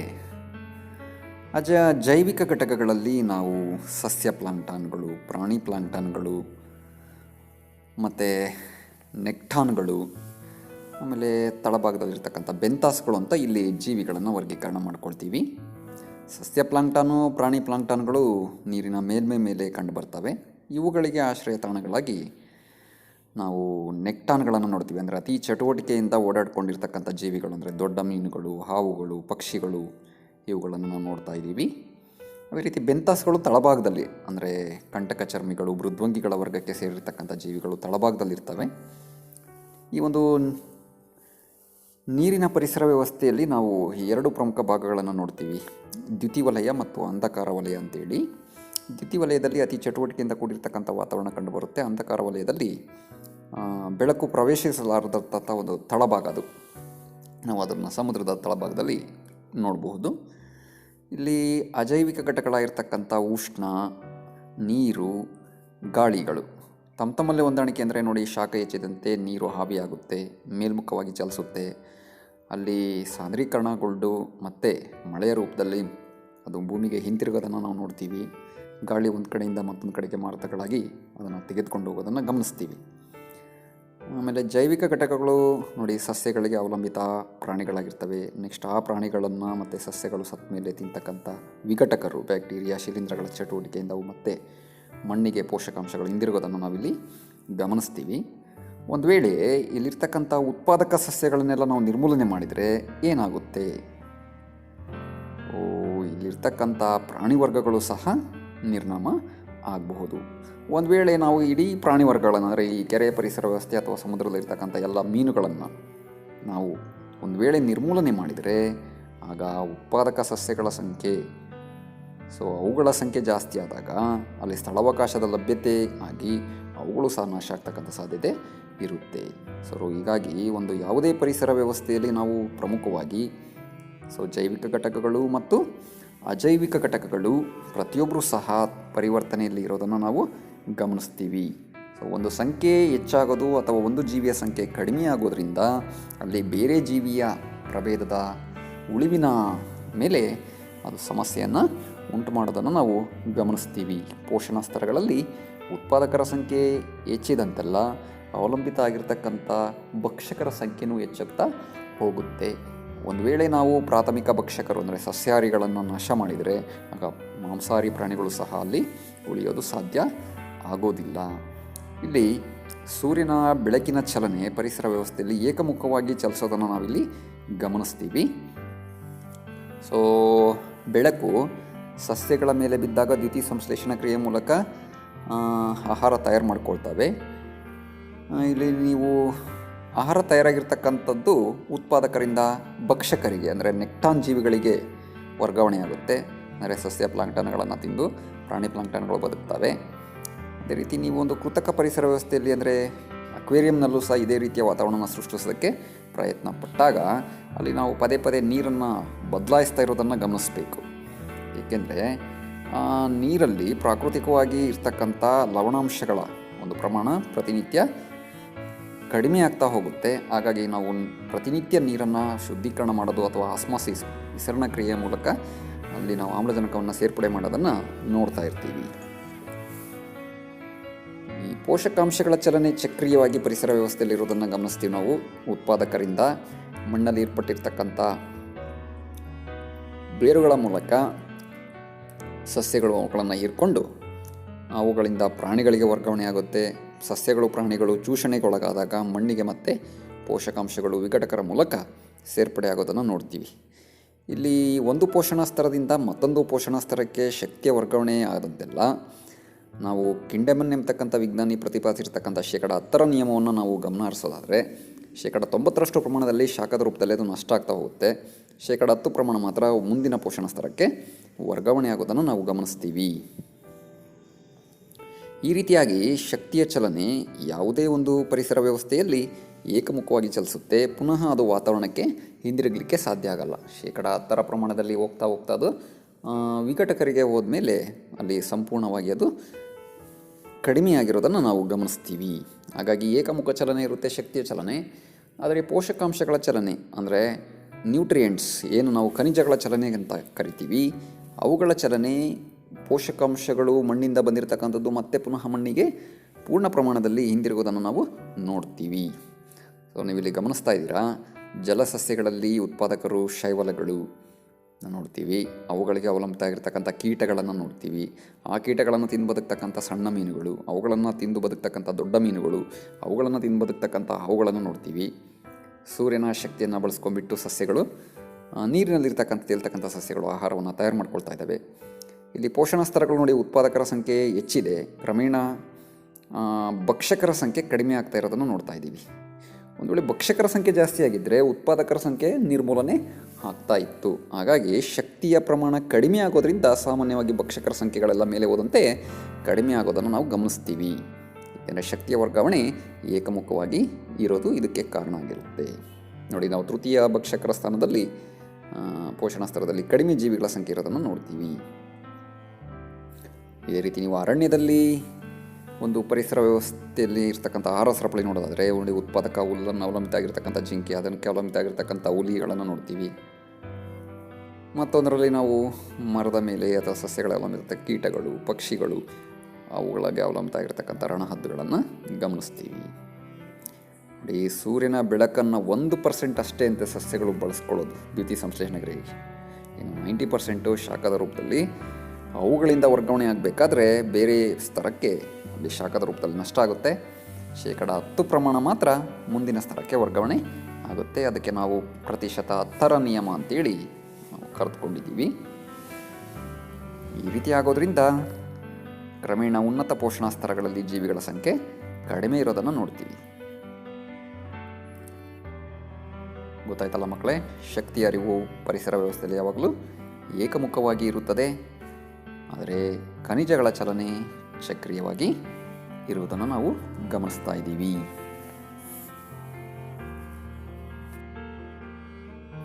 ಇನ್ನು ಮುಂದೆ ನಾವು ಸಂಕೀರ್ಣ ಮಟ್ಟದ ಆಹಾರ ಸರಪಳಿಗಳನ್ನು ನೋಡ್ತಾ ಇದ್ದೀವಿ. ಇಲ್ಲಿ ಒಂದಕ್ಕಿಂತ ಹೆಚ್ಚು ಆಹಾರ ಸರಪಳಿಗಳು ಒಂದು ಪರಿಸರ ವ್ಯವಸ್ಥೆಯಲ್ಲಿ ಕಂಡುಬರೋದು. ಅವುಗಳಿಗೆ ನಾವು ಆಹಾರ ಜಾಲ ಅಂತ ಕರಿತೀವಿ.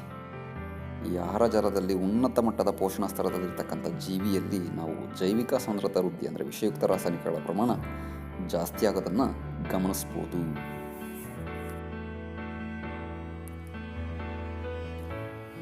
ಮುಂದೆ ನಾವು ಪೋಷಣ ಸ್ತರಗಳು ಅಂದರೆ ಏನು ಅಂತ ಅರ್ಥ ತಿಳ್ಕೊಳ್ಳೋಣ.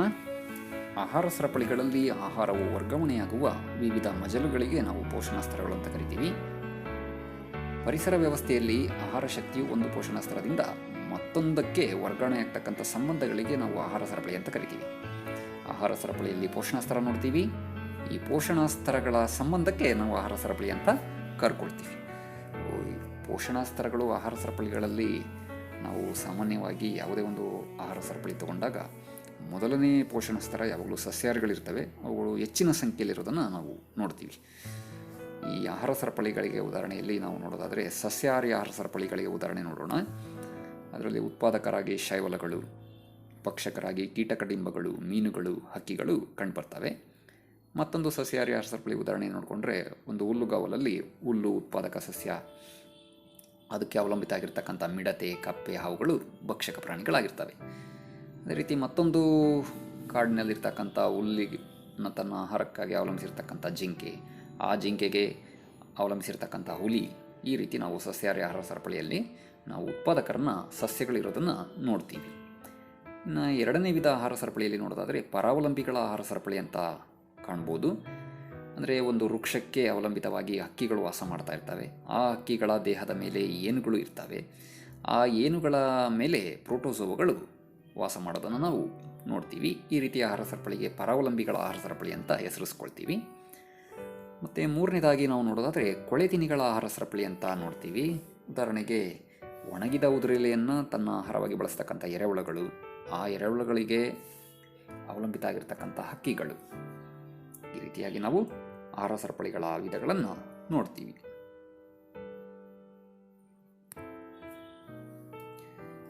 ಇಲ್ಲಿ ನಿಮಗೆ ಒಂದು ಮಾದರಿ ಆಹಾರ ಸರಪಳಿಗಳ ರಚನೆಯನ್ನು ನಾವಿಲ್ಲಿ ನೋಡ್ತಾ ಇದ್ದೀವಿ. ಸೊ ಈ ಒಂದು ಮಾದರಿಗಳನ್ನು ನೀವು ನೋಡಿಕೊಂಡಾಗ ನಮಗೆ ಉತ್ಪಾದಕರಿಂದ ಭಕ್ಷಕರು ಜೀವಿಸ್ತಾ ಇದ್ದಾರೆ, ಭಕ್ಷಕರಿಂದ ವಿಘಟಕರು ಜೀವಿಸ್ತಾ ಇದ್ದಾರೆ, ವಿಘಟಕರಿಂದ ಪೋಷಕಾಂಶಗಳು ಮತ್ತೆ ಮಣ್ಣಿಗೆ ತಲುಪ್ತಾ ಇದ್ದಾವೆ. ಈ ರೀತಿ ಆಗಬೇಕಾದ್ರೆ ಶಕ್ತಿ ಅರಿವು ಕೇವಲ ಏಕಮುಖವಾಗಿರೋದು ನಮಗೆ ಕಂಡುಬರುತ್ತೆ. ಆಹಾರ ಸರಪಳಿಯ ಪ್ರತಿಯೊಂದು ಹಂತ ಅಥವಾ ಮಟ್ಟವು ಒಂದು ಪೋಷಣ ಸ್ತರವನ್ನು ರೂಪಿಸುತ್ತೆ. ಸ್ವಪೋಷಕಗಳು ಅಥವಾ ಉತ್ಪಾದಕ ಜೀವಿಗಳು ಮೊದಲ ಪೋಷಣ ಸ್ತರದಲ್ಲಿರ್ತವೆ. ಇವು ಸೌರಶಕ್ತಿಯನ್ನು ಸ್ಥಿರಗೊಳಿಸ್ತವೆ ಮತ್ತು ಅದನ್ನು ಪರಪೋಷಕಗಳು ಅಥವಾ ಭಕ್ಷಕರಿಗೆ ಲಭ್ಯವಾಗುವಂತೆ ಮಾಡ್ತವೆ. ಸಸ್ಯಾಹಾರಿಗಳು ಅಥವಾ ಪ್ರಾಥಮಿಕ ಭಕ್ಷಕರು ಎರಡನೇ ಹಂತದಲ್ಲಿದ್ದರೆ, ಸಣ್ಣ ಮಾಂಸಾಹಾರಿಗಳು ಅಥವಾ ದ್ವಿತೀಯ ಭಕ್ಷಕರು ಮೂರನೇ ಪೋಷಣ ಸ್ತರದಲ್ಲಿರ್ತಾರೆ. ಉನ್ನತ ಮಾಂಸಾಹಾರಿಗಳು ಅಥವಾ ತೃತೀಯ ಭಕ್ಷಕರು ನಾಲ್ಕನೇ ಪೋಷಣ ಸ್ತರವನ್ನು ರೂಪಿಸ್ತವೆ. ಈ ಆಹಾರ ಸರಪಳಿಗಳಲ್ಲಿ ಶಕ್ತಿ ಅರಿವು ಹೇಗಿರುತ್ತೆ ಎಂಬುದನ್ನು ನೋಡೋಣ.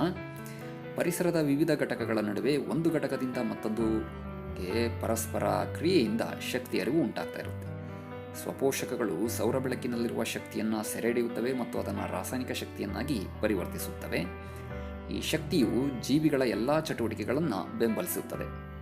ಒಂದು ರೂಪದ ಶಕ್ತಿಯು ಇನ್ನೊಂದು ರೂಪಕ್ಕೆ ಬದಲಾಗುವಾಗ ಸ್ವಲ್ಪ ಪ್ರಮಾಣದ ಶಕ್ತಿಯು ಮತ್ತೆ ಬಳಸಲಾಗದ ಸ್ವರೂಪಗಳಲ್ಲಿ ಪರಿಸರದಲ್ಲಿ ಕಳೆದೋಗುತ್ತೆ.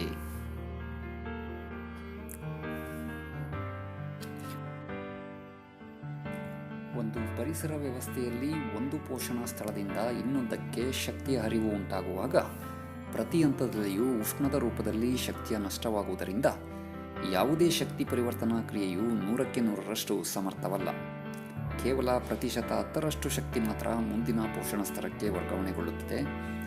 ಒಂದು ಪೋಷಣ ಸ್ತರದಿಂದ ಇನ್ನೊಂದಕ್ಕೆ ವರ್ಗಾವಣೆಯಾದಾಗ ಶಕ್ತಿಯ ಕೇವಲ ಪ್ರತಿಶತ 10% ಮಾತ್ರ ಮುಂದಿನ ಹಂತಕ್ಕೆ ಲಭ್ಯವಾಗುತ್ತದೆ.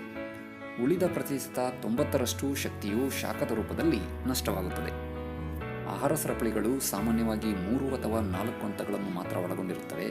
ಕಾರಣ ಶಕ್ತಿಯ ಲಭ್ಯತೆ ಕಡಿಮೆಯಾಗುತ್ತಾ ಹೋಗ್ತಾ ಇರುತ್ತೆ. ಸಾಮಾನ್ಯವಾಗಿ ಪರಿಸರ ವ್ಯವಸ್ಥೆಯಲ್ಲಿ ಉತ್ಪಾದಕರು ಹೆಚ್ಚಿನ ಸಂಖ್ಯೆಯಲ್ಲಿ ಇರೋದನ್ನು ನಾವು ಗಮನಿಸ್ತೀವಿ. ಈ ರೀತಿಯ ಸಂಕೀರ್ಣ ಮಟ್ಟದ ಆಹಾರ ಸರಪಳಿಗಳಿಗೆ ನಾವು ಆಹಾರ ಜಾಲ ಅಂತ ಕರಿತೀವಿ. ಮುಂದೆ ನಾವು ಜೈವಿಕ ಸಂವರ್ಧನೆ ಅಂದರೆ ಏನು ಅನ್ನೋದನ್ನು ತಿಳ್ಕೊಳ್ಳೋಣ. ಕೆಲವೊಂದು ವಿಘಟನೆಗೆ ಒಳಪಡದ ಬಹುಕಾಲ ತಮ್ಮ ಪರಿಣಾಮಗಳನ್ನು ತೋರುವ ಮಾಲಿನ್ಯಕಾರಕಗಳು ಪರಿಸರದಲ್ಲಿ ಆಹಾರದ ಜೊತೆಗೆ ಆಹಾರ ಸರಪಳಿಯಲ್ಲಿ ಸಾಗ್ತಾ ಹೋಗ್ತವೆ. ಈ ರೀತಿಯ ಮಾಲಿನ್ಯಕಾರಕ ರಾಸಾಯನಿಕಗಳು ಆಹಾರ ಸರಪಳಿಯನ್ನು ಸೇರಿದಾಗ ಅವುಗಳ ಪ್ರಮಾಣ ಒಂದು ಪೋಷಣಾ ಸ್ತರದಿಂದ ಇನ್ನೊಂದಕ್ಕೆ ಹೆಚ್ಚುತ್ತಾ ಹೋಗುವ ವಿದ್ಯಮಾನ. ನೀವಿಲ್ಲಿ ಆಹಾರ ಜಾಲದ ರೇಖಾನಕ್ಷೆಯನ್ನು ಗಮನಿಸ್ತಾ ಇದ್ದೀರಾ ಮಕ್ಕಳೇ. ಇಲ್ಲಿ ಉನ್ನತ ಪೋಷಣಾ ಸ್ತರದಲ್ಲಿರ್ತಕ್ಕಂಥ ಜೀವಿಗಳಲ್ಲಿ ಈ ವಿಷಯುಕ್ತ ರಾಸಾಯನಿಕಗಳ ಒಂದು ಸಾಂದ್ರತೆ ನಾವು ಹೆಚ್ಚಾಗಿ ಸಂಗ್ರಹ ಆಗೋದನ್ನು ನೋಡ್ತೀವಿ.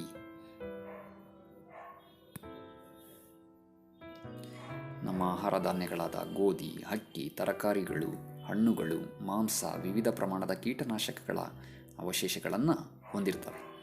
ಇತರ ವಿಧಾನಗಳ ಮೂಲಕ ಆ ಕೀಟನಾಶಕಗಳನ್ನು, ರಾಸಾಯನಿಕಗಳನ್ನು ತೆಗೆದುಹಾಕಲಿಕ್ಕೆ ಸಾಧ್ಯ ಇಲ್ಲ. ಅಂದರೆ ತೊಳೆಯೋದ್ರ ಮೂಲಕ, ಸ್ವಚ್ಛಗೊಳಿಸಿ ಒರೆಸೋದ್ರ ಮೂಲಕ ನಾವು ಆ ರಾಸಾಯನಿಕ ಅಂಶಗಳನ್ನು ಆಹಾರ ಪದಾರ್ಥಗಳಿಂದ ದೂರ ಮಾಡಲಿಕ್ಕೆ ಆಗೋದಿಲ್ಲ. ಪರಿಸರದ ಮೇಲೆ ಮಾನವನ ಚಟುವಟಿಕೆಗಳು ಉಂಟು ಮಾಡುವ ಪರಿಣಾಮಗಳ ಕಡೆ ಗಮನ ಹರಿಸೋಣ ಮಕ್ಕಳೇ. ಅದರಲ್ಲಿ ಪ್ರಮುಖವಾಗಿ ಓಝೋನ್ ಪದರ ಶಿಥಿಲಗೊಳ್ತಾ ಇರೋದ್ರ ಕಡೆ ನೋಡೋಣ. ಓಝೋನ್ ಅಂದರೆ ಆಮ್ಲಜನಕದ 3 ಪರಮಾಣುಗಳಿಂದ ಆಗಿರತಕ್ಕಂಥ ಒಂದು ಅಣು. ಇದು ವಾತಾವರಣದ ಉನ್ನತ ಸ್ತರದಲ್ಲಿ ನೇರಳಾತೀತ ವಿಕಿರಣವು ಆಮ್ಲಜನಕ O2 ಅಣುವಿನ ಜೊತೆ ವರ್ತಿಸಿ ಉಂಟಾಗುತ್ತೆ. ಹೆಚ್ಚಿನ ತೀವ್ರತೆಯ ನೇರಳಾತೀತ ವಿಕಿರಣಗಳನ್ನು ಕೆಲವು ಆಕ್ಸಿಜನ್ ಅಣುಗಳನ್ನು ಅಂದರೆ O2 ಆಕ್ಸಿಜನ್ ಪರಮಾಣುಗಳಾಗಿ ವಿಭಜಿಸುತ್ತೆ. ನಂತರ ಈ ಪರಮಾಣುಗಳು ಇತರ ಆಮ್ಲಜನಕ ಪರಮಾಣುಗಳಿಗೆ ಸೇರಿ ಓಝೋನ್ ರೂಪುಗೊಳ್ಳುತ್ತೆ.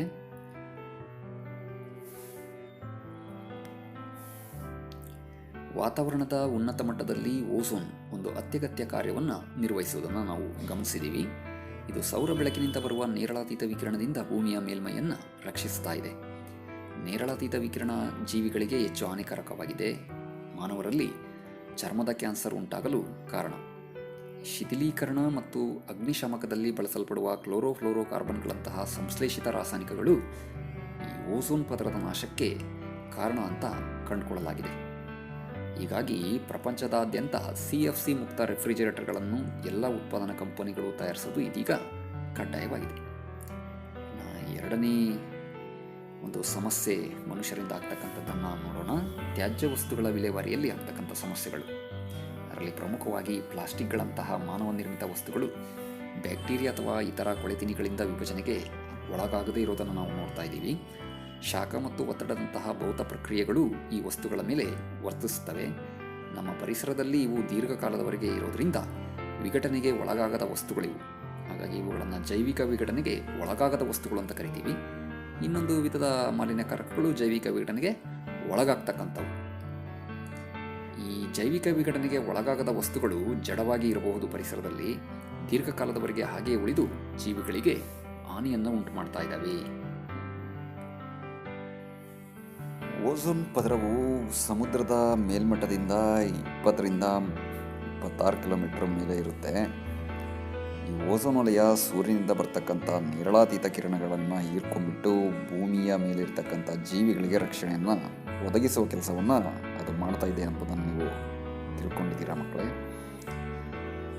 ಇವತ್ತು ಮನುಷ್ಯನ ಒಂದು ಅತಿಯಾದ ಪರಿಸರ ಮಾಲಿನ್ಯ ಚಟುವಟಿಕೆಗಳಿಂದ, ಕ್ಲೋರಿನ್ನ ಬಿಡುಗಡೆಯಿಂದ, ಕ್ಲೋರೋಫ್ಲೋರೋಕಾರ್ಬನ್ಗಳ ಬಿಡುಗಡೆಯಿಂದ ಅವು ಒಂದೊಂದು ಕ್ಲೋರೋಫ್ಲೋರೋಕಾರ್ಬನ್ ಅಣುಗಳು 1,00,000 ಓಝೋನ್ ಅಣುಗಳನ್ನು ನಾಶ ಮಾಡತಕ್ಕಂಥ ಸಾಮರ್ಥ್ಯ ಹೊಂದಿರೋದರಿಂದ ನಾವು ಇವತ್ತು ಸೂರ್ಯನಿಂದ ಬರ್ತಕ್ಕಂಥ ನೇರಳಾತೀತ ಕಿರಣಗಳು ಭೂಮಿಯನ್ನು ಪ್ರವೇಶ ಮಾಡಿ ಭೂಮಿಯ ಮೇಲಿರ್ತಕ್ಕಂಥ ಜೀವಿಗಳ ಆರೋಗ್ಯದ ಮೇಲೆ ಪರಿಣಾಮ ಉಂಟು ಮಾಡೋದನ್ನು ನಾವು ಈ ದಿನ ಗಮನಿಸ್ತಾ ಇದ್ದೀವಿ ಮಕ್ಕಳೇ.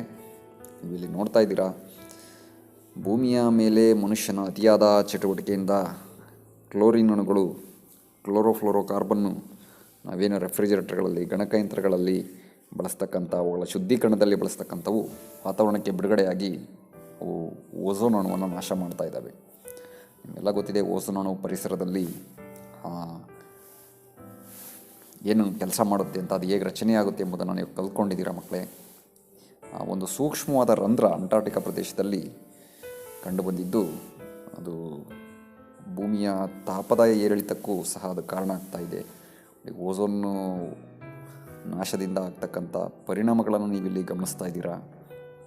ವಾತಾವರಣದ ಉಷ್ಣತೆ ಹೆಚ್ಚಾಗೋದು, ಕೈಗಾರಿಕೆಗಳಿಂದ ಬಿಡುಗಡೆ ಆಗ್ತಕ್ಕಂಥ ರಾಸಾಯನಿಕಗಳಿಂದ ನಾವು ಭೂಮಿಯ ಮೇಲೆ ಇರ್ತಕ್ಕಂಥ ಜೈವಿಕ ಘಟಕಗಳ ನಡುವಿನ ಪರಿಸರ ವ್ಯವಸ್ಥೆಯನ್ನು ಅಸಮತೋಲನ ಉಂಟು ಮಾಡ್ತಕ್ಕಂಥದ್ದು ಇವತ್ತಿನ ದಿನಗಳಲ್ಲಿ ಗಮನಿಸ್ತಾ ಇದ್ದೀವಿ. ನೋಡಿ, ಆ ಓಝೋನ್ ವಲಯದಲ್ಲಿ ಸೂಕ್ಷ್ಮವಾದ ರಂಧ್ರ ಭೂಮಿಯ ಒಂದು ತಾಪವನ್ನು ಹೆಚ್ಚಿಗೆ ಮಾಡಲಿಕ್ಕೆ ಕಾರಣ ಆಗ್ತಕ್ಕಂಥದ್ದು ನಮಗೆಲ್ಲ ಗೊತ್ತಿರ್ತಕ್ಕಂಥ ವಿಚಾರ ಮಕ್ಕಳೇ. ತಾಪದ ಏರಿಳಿತದಿಂದ ನಾವೆಲ್ಲ ಮನುಷ್ಯನ ಆರೋಗ್ಯದ ಮೇಲೆ ಕೆಟ್ಟ ಪರಿಣಾಮ ಉಂಟಾಗ್ತಕ್ಕಂಥದ್ದು ಸಹ ನಾವು ನೋಡ್ತಾ ಇದ್ದೀವಿ ಇವತ್ತಿನ ದಿನಗಳಲ್ಲಿ. ಅದರಲ್ಲೂ ಚರ್ಮದ ಮೇಲಿನ ಆರೋಗ್ಯ ಸಮಸ್ಯೆಗಳು ಗಂಭೀರ ಪರಿಣಾಮವನ್ನು ಉಂಟು ಮಾಡ್ತಕ್ಕಂಥದ್ದು. ಈ ಏರ್ತಕ್ಕಂಥ ಜನಸಂಖ್ಯೆ, ವಾಹನಗಳ ಸಂಖ್ಯೆಯಿಂದ ಮನುಷ್ಯನ ಅತಿಯಾದ ಆಸೆ ಆಕಾಂಕ್ಷೆಗಳನ್ನು ತೀರಿಸ್ಕೊಳ್ಳೋಕ್ಕೋಸ್ಕರ ಪರಿಸರವನ್ನು ಹಾಳು ಮಾಡ್ತಕ್ಕಂಥದ್ದು ಪ್ರಸ್ತುತ ದಿನಗಳಲ್ಲಿ ಸಾಮಾನ್ಯವಾಗಿರ್ತಕ್ಕಂಥದ್ದು. ಈ ಓಝೋನ್ ವಲಯ ನೋಡಿ, ಸೂರ್ಯನಿಂದ ಬರ್ತಕ್ಕಂಥ ಕಿರಣಗಳನ್ನು ಹೇಗೆ ತಡೆ ಹಿಡಿಯುತ್ತೆ, ಓಝೋನ್ ಹೇಗೆ ರಚನೆಯಾಗುತ್ತೆ, ಆಮ್ಲಜನಕದ ಅಣುವಿನ ಜೊತೆ ಮತ್ತೊಂದು ಆಮ್ಲಜನಕದ ಪರಮಾಣು ಸೇರಿಕೊಂಡು ಹೇಗೆ ಓಝೋನ್ ಅಣು ರಚನೆಯಾಗುತ್ತೆ ಅಂತಕ್ಕಂಥದ್ದನ್ನು ನಾವಿಲ್ಲಿ ಗಮನಿಸ್ತಾ ಇದ್ದೀವಿ. ಆ ಓಝೋನ್ ಅಣುಗಳು ಸೂರ್ಯನಿಂದ ಬರ್ತಕ್ಕಂಥ ನೇರಳ UV ರೇಸ್, ಅಲ್ಟ್ರಾವೈಲೆಟ್ ರೇಸ್ಗಳನ್ನು ತಡೆ ಹಿಡಿತವೆ. ಆದರೆ ನಾವು ಬಿಡುಗಡೆ ಮಾಡ್ತಕ್ಕಂಥ ಕ್ಲೋರೋಫ್ಲೋರೋಕಾರ್ಬನ್ಗಳು, ಅಂದರೆ ರೆಫ್ರಿಜರೇಟರ್ಗಳಲ್ಲಿ ಮತ್ತು ಗಣಕಯಂತ್ರಗಳಲ್ಲಿ ಬಳಸ್ತಕ್ಕಂಥವು, ಈ ಒಂದೊಂದು ಕ್ಲೋರಿನ್ ಅಣು 1,00,000 ಓಝೋನ್ ಅಣುಗಳನ್ನು ನಾಶ ಮಾಡ್ತಕ್ಕಂಥ ಸಾಮರ್ಥ್ಯ ಇರುತ್ತೆ. ಆಗ ಓಝೋನ್ ರಂಧ್ರ ಆಗ್ತಕ್ಕಂಥದ್ದು ಸೂಕ್ಷ್ಮ ವಿಜ್ಞಾನಿಗಳು ಗಮನಿಸಿರ್ತಕ್ಕಂಥದ್ದು. ಸೊ ಈ ರಂಧ್ರಗಳು ಉಂಟಾದಾಗ ಸೂರ್ಯನಿಂದ ಕಿರಣಗಳು ನೇರವಾಗಿ ಭೂಮಿಯನ್ನು ಪ್ರವೇಶ ಮಾಡಿಬಿಡ್ತವೆ. ಆಗ ಭೂಮಿಯ ತಾಪ ಹೆಚ್ಚಾಗೋದ್ರ ಜೊತೆಗೆ ಜೀವಿಗಳ ಒಂದು ವಿನಾಶಕ್ಕೂ ಸಹ ನಾವೇ ಕಾರಣ ಆಗ್ತಾಯಿದ್ದೀವಿ. ನೋಡಿ, ಗಮನಿಸ್ತಾ ಇದ್ದೀರಾ, ಇವೆಲ್ಲ ಕೈಗಾರಿಕೆಗಳಲ್ಲಿ, ಅಂದರೆ ವಾಹನಗಳ ಬಣ್ಣ ಬಳಿಲಿಕ್ಕೆ ನಾವು ಬಳಸ್ತಕ್ಕಂಥ ಏರೋಸಾಲ್ಸ್ಗಳು, ರೆಫ್ರಿಜರೇಟರ್ಗಳಲ್ಲಿ ಅವುಗಳ ಶುದ್ಧೀಕರಣಕ್ಕೆ ಬಳಸ್ತಕ್ಕಂಥ ಕ್ಲೋರೋಫ್ಲೋರೋ ಕಾರ್ಬನ್ಗಳು. ನೋಡಿ, ನೀವೆಲ್ಲ ಸಭೆ ಸಮಾರಂಭಗಳಲ್ಲಿ ಫೋಮನ್ನು ಬಳಸ್ತೀರ, ಅವುಗಳಲ್ಲೆಲ್ಲ ಕ್ಲೋರೋಫ್ಲೋರೋ ಕಾರ್ಬನ್ಗಳು ಇರುತ್ತೆ ಹೇರಳವಾಗಿ. ಅವುಗಳ ಬಳಕೆಯನ್ನು ನಾವಿವತ್ತು ಮಿತಗೊಳಿಸ್ತಕ್ಕಂಥದ್ದು ಅವಶ್ಯಕವಾಗಿ ಕಂಡುಬರ್ತಕ್ಕಂಥದ್ದು.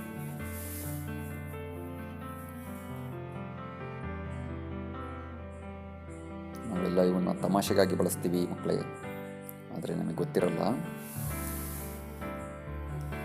ನೋಡಿ, ಇಲ್ಲೆಲ್ಲ ಓಝೋನ್ ಫ್ರೆಂಡ್ಲಿ ಇರ್ತಕ್ಕಂಥ ವಸ್ತುಗಳನ್ನೇ ಬಳಸೋಕ್ಕೆ ಶಿಫಾರಸು ಸಹ ಮಾಡ್ತಾರೆ ವಿಜ್ಞಾನಿಗಳು.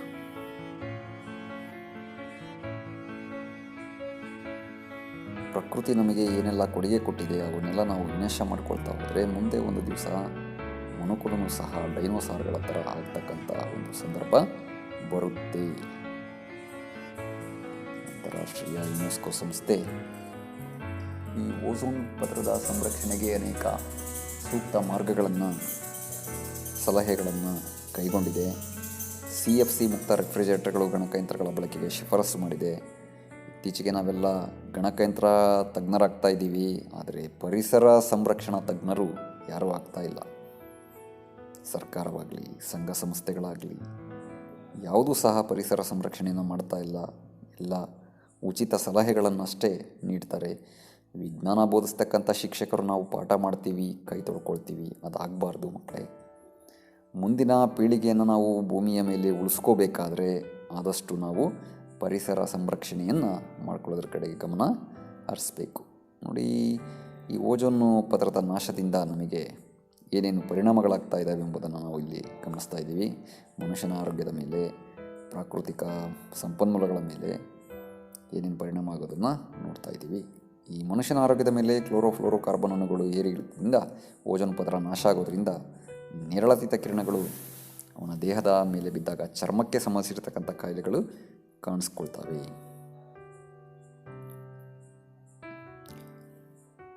ಅವೆಲ್ಲ ರೆಫ್ರಿಜರೇಟರ್ಗಳು ಇವತ್ತು ಇಲ್ಲದೆ ಇರತಕ್ಕಂಥ ಮನೆಯನ್ನು ಹುಡ್ಕೊಳ್ತಾ ಹೋಗಬೇಕು. ಪ್ರತಿಯೊಬ್ಬರ ಮನೆಯಲ್ಲೂ ಇದ್ದಾವೆ. ಅವುಗಳಲ್ಲಿ CFC ಮುಕ್ತ ರೆಫ್ರಿಜರೇಟರ್ಗಳ ಬಳಕೆಗೆ ಶಿಫಾರಸನ್ನು ಮಾಡಬೇಕು ಮಕ್ಕಳೇ. ನೀವೆಲ್ಲ ಕ್ಲೋರೋಫ್ಲೋರೋಕಾರ್ಬನ್ಗಳು, ಟ್ರೈಕ್ಲೋರೋ ಫ್ಲೋರಿನ್ ಅನ್ನೋದು ಕಾರ್ಬನ್ ಪರಮಾಣುವಿಗೆ ಒಂದು ಫ್ಲೋರಿನು ಮತ್ತು 3 ಕ್ಲೋರಿನ್ ಪರಮಾಣುಗಳಿರ್ತಕ್ಕಂಥದ್ದು ನೋಡ್ತಾ ಇದ್ದೀವಿ.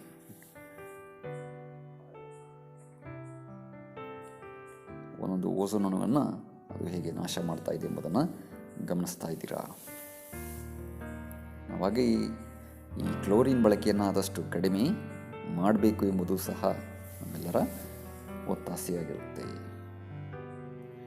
ಕ್ಲೋರಿನು ಓಝೋನ್ ಅಣುವಿನಲ್ಲಿರ್ತಕ್ಕಂಥದ್ರ ಜೊತೆ ವರ್ತಿಸಿಬಿಟ್ಟು ಆಮ್ಲಜನಕ ಮತ್ತು ಕಾರ್ಬಾಕ್ಸಿ ಪರಮಾಣುಗಳನ್ನು ಉಂಟು ಮಾಡುತ್ತೆ.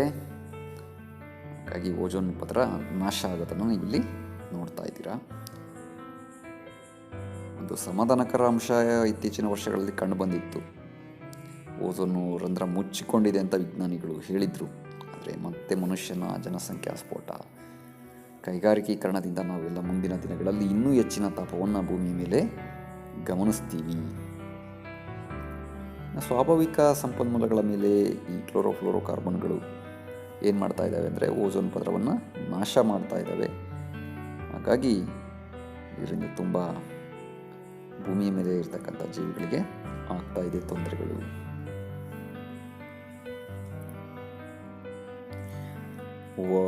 ಜ್ವಾಲಾಮುಖಿಗಳ ಸ್ಫೋಟ, ಈ ಓಝೋನ್ ಪದರದಿಂದ ತಾಪ ಏರಿಳಿತದಿಂದ ಭೂಮಿಯ ಅಂತರಾಳದಲ್ಲಿರ್ತಕ್ಕಂಥ ಉಷ್ಣತೆ ಹೆಚ್ಚಿಬಿಟ್ಟು ಜ್ವಾಲಾಮುಖಿಗಳ ಸ್ಫೋಟ ಆಗ್ತಕ್ಕಂಥದ್ದು, ಅದರಿಂದ ಅನೇಕ ತೊಂದರೆಗಳು ಭೂಮಿಯ ಮೇಲೆ ಸಂಭವಿಸ್ತವೆ.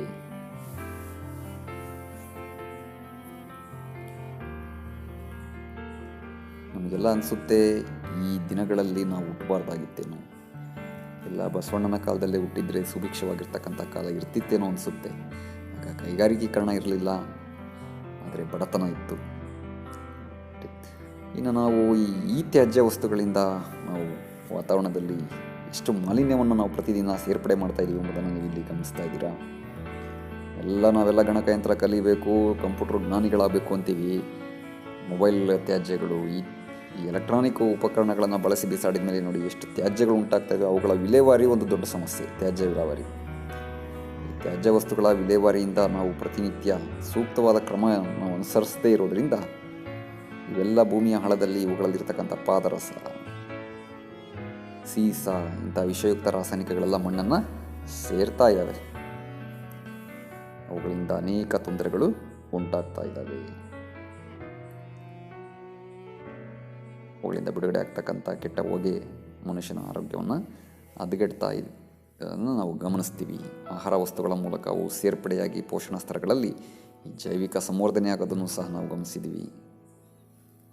ಅವುಗಳ ಸುಡುವಿಕೆಯಿಂದ ಮನುಷ್ಯನ ಆರೋಗ್ಯದ ಮೇಲೆ ಮೂತ್ರಜನಕಗಳ ವೈಪರೀತ್ಯ, ಮೆದುಳಿನ ನರಮಂಡಲದ ವೈಪರೀತ್ಯ ಆಗ್ತಕ್ಕಂಥದ್ದನ್ನು ನಾವು ಗಮನಿಸ್ತೀವಿ. ಅವುಗಳನ್ನು ಆಟಿಕೆ ವಸ್ತುಗಳಾಗಿ ಮಕ್ಕಳು ಮುಟ್ಟೋದ್ರಿಂದ ಅವುಗಳಿಗೆ ಅನೇಕ ತೊಂದರೆಗಳು ಸಹ ಉಂಟಾಗ್ತವೆ.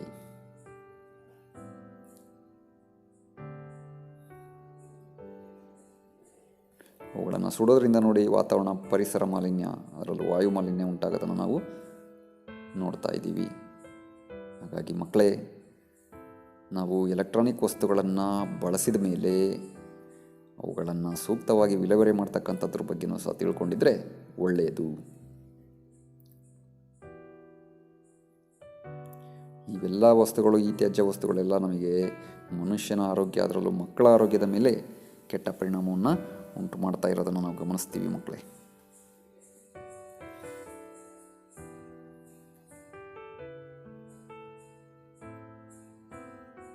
ಇದರಿಂದ ಸೂಕ್ತ ಪರಿಹಾರ ಅಂದರೆ ನಾವು ಹಳೆಯ ಉಪಕರಣಗಳನ್ನು ಮತ್ತೆ ಮರು ಮಾರಾಟ ಮಾಡಬೇಕು, ಇಲ್ಲ ಯಾರಿಗಾರು ಬಳಸರಿಗೆ ಕೊಡಬೇಕು. ಎಲ್ಲಿ ಬೇಕೋ ಅಲ್ಲಿ ಬಿಸಾಕೋದನ್ನು ಮಾಡಬಾರ್ದು.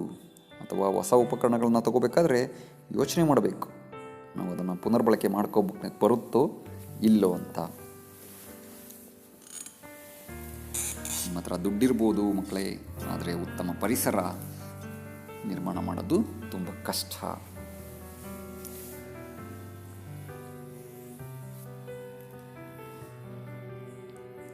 ಪಲ್ಲಾಡಿಯಂ, ತಾಮ್ರ, ಬೆಳ್ಳಿ, ಚಿನ್ನ, ಈ ಎಲೆಕ್ಟ್ರಾನಿಕ್ ವಸ್ತುಗಳಲ್ಲಿ ನಾವು ಮತ್ತೆ ಪುನಃ ಪಡಿಬೋದು ನೋಡಿ, ರಿಕವರಿ, ಪುನರ್ಬಳಕೆ ಮಾಡ್ಕೊಂಡ್ಮೇಲೆ. ಇದು ನಮಗೆ ಮತ್ತೆ ಗಣಿಗಾರಿಕೆ ಮಾಡೋದನ್ನು ಸಹ ತಪ್ಪಿಸುತ್ತೆ, ಕೆಲವೊಂದು ವಸ್ತುಗಳ ಪುನರ್ಬಳಕೆ ಮಾಡ್ಕೊಳ್ಳೋದ್ರಿಂದ.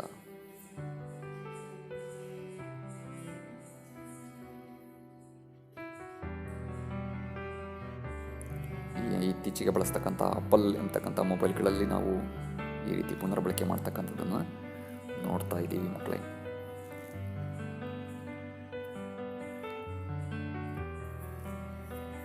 ನೋಡಿ, ಎಲೆಕ್ಟ್ರಾನಿಕ್ ವಸ್ತುಗಳನ್ನು ಬಳಸಿ ಆದಮೇಲೆ ಬಿಸಾಕಬಾರ್ದಂಗೆ ಅವುಗಳ ಪುನರ್ಬಳಕೆ ಮಾಡೋದ್ರಿಂದ ನಾವು ಆದಷ್ಟು ಮಾಲಿನ್ಯವನ್ನು ತಡೆಗಟ್ಟಬಹುದು.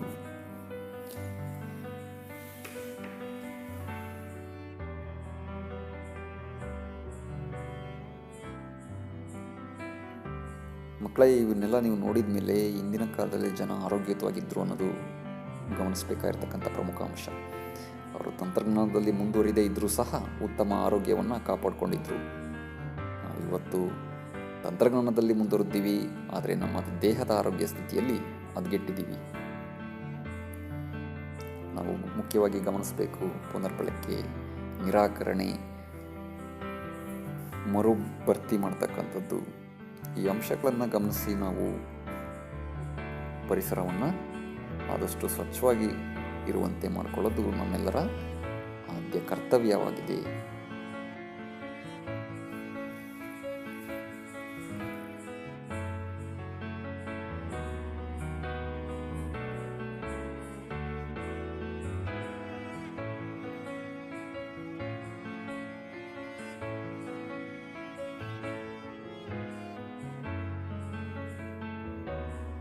ಇವತ್ತು ನಾವು ಏನು ಓದದೇ ಇದ್ದರೂ, ಸಾಧನೆ ಮಾಡದೇ ಇದ್ದರೂ ಪರವಾಗಿಲ್ಲ ಮಕ್ಕಳೇ, ಉತ್ತಮ ಪರಿಸರವನ್ನು ಇಟ್ಕೊಂಡ್ಬಿಟ್ರೆ ಅವನೇ ಒಬ್ಬ ಡಾಕ್ಟರ್, ಅವನೇ ಒಬ್ಬ ಇಂಜಿನಿಯರ್,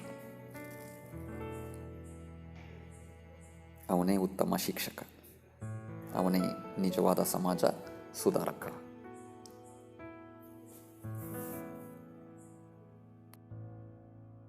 ಇಲ್ಲಿವರೆಗೂ ಈ ಪರಿಸರ ಎಂಬತಕ್ಕಂಥ ಘಟಕದಲ್ಲಿ ನಾವು ಕೆಲವೊಂದು ಅಂಶಗಳನ್ನು ಪುನರಾವರ್ತನೆ ಮಾಡ್ಕೊಂಡಿದ್ದೀವಿ. ನೀವು ಈ ಪರಿಸರದ ಬಗ್ಗೆ ಪ್ರಾಥಮಿಕ ಶಾಲೆಯಿಂದಲೂ ಮಕ್ಕಳೇ ಅಭ್ಯಾಸ ಮಾಡ್ತಲೇ ಇದ್ದೀರಾ, ಮುಂದೆನೂ ಮಾಡ್ತೀರಾ.